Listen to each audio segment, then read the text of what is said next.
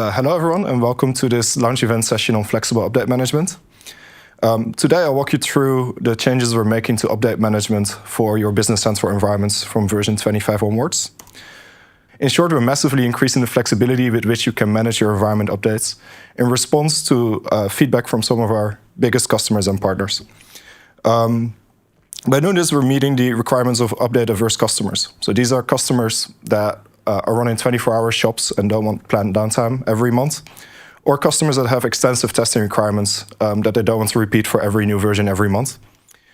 We're doing it also to spread and reduce the workload of partners. So partners that manage many customer environments have many updates to run every major update. And by increasing the flexibility with which these can be scheduled, we can spread and reduce their workload. And then finally, having fewer updates or more flexibility in managing these updates also makes it possible to operate more efficiently. So whenever exceptions are needed, you can now reschedule from the admin center yourself rather than having to go through customer support. The major update cycle for the past couple of releases has looked like this. So as with every major release, we start with a preview period that runs every March and every September.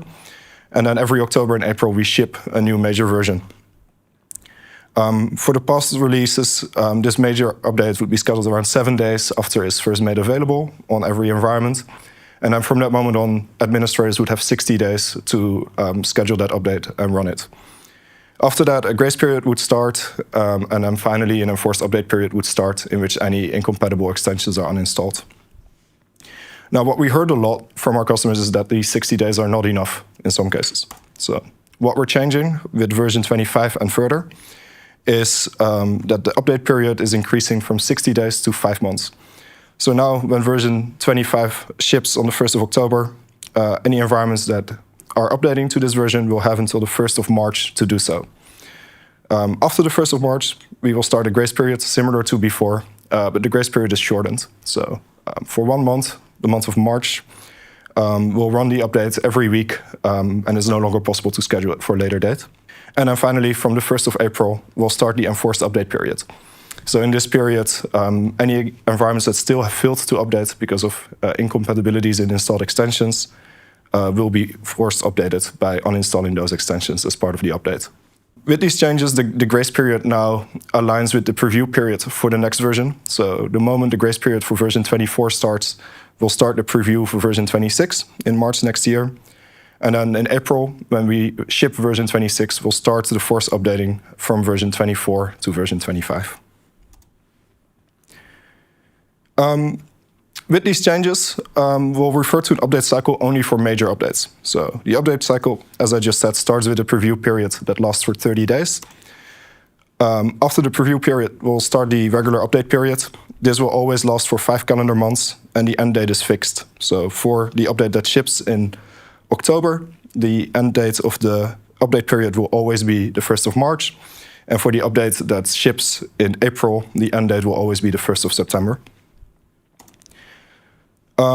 After the update period, we continue with the grace period, which is shortened, but behaves exactly as grace periods for previous releases.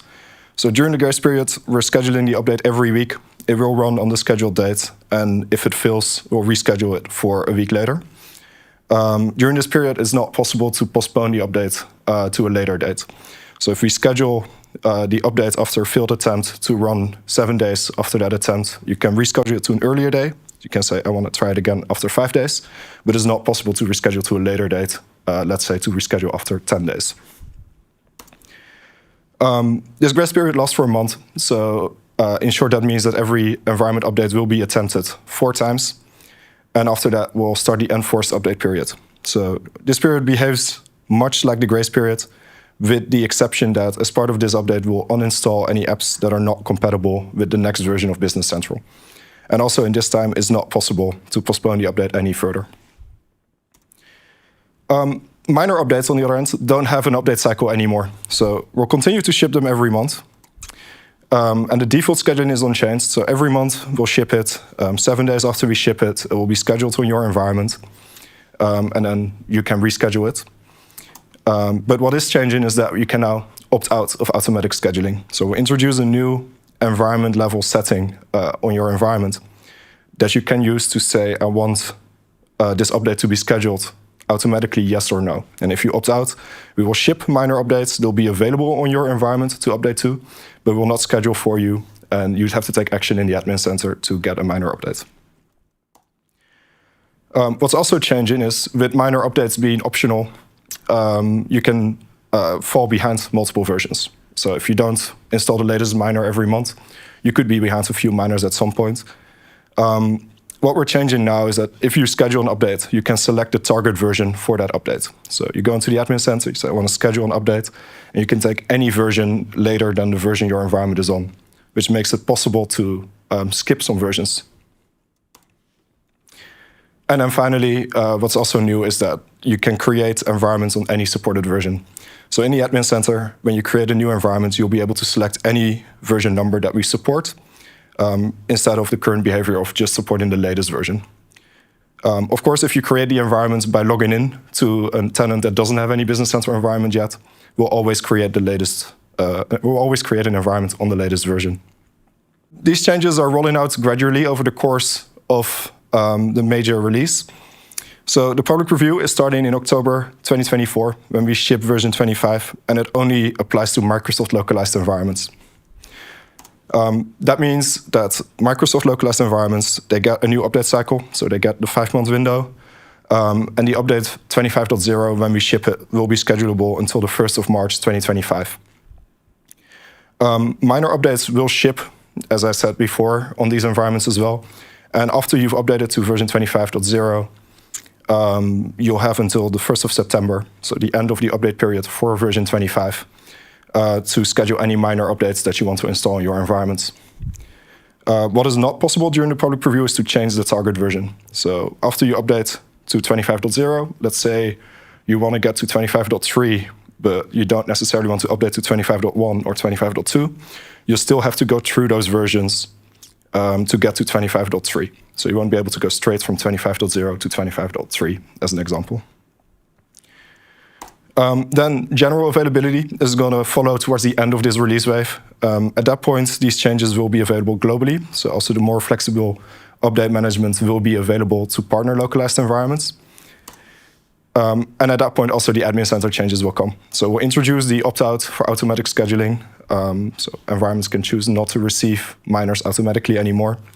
At that point, it will be possible to change the update target version as well. So it'll be possible to skip versions.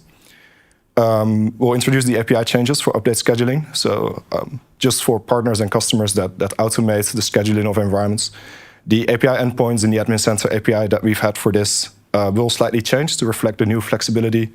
Those changes are coming in March.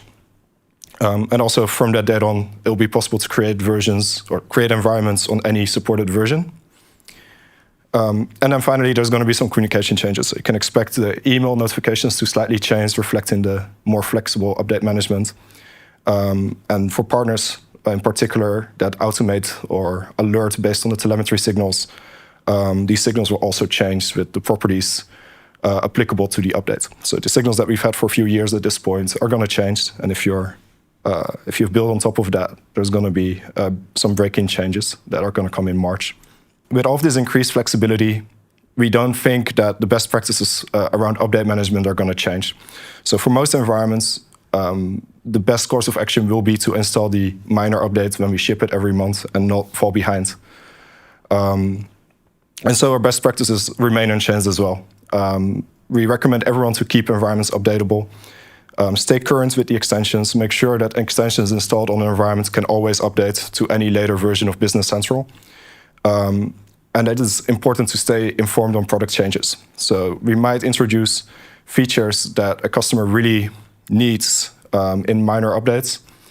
And it would be best if that environment is updatable to that version to make sure that the customer receives the features that they really need at the time that we ship them. This flexibility, it addresses some specific concerns from specific customers and partners. And for those, we really encourage them to use it and to use the flexibility. But for most customers, the best course of action would be to remain to the default scheduling every month. And that concludes flexible update management in 2024 Release Wave 2. Thank you.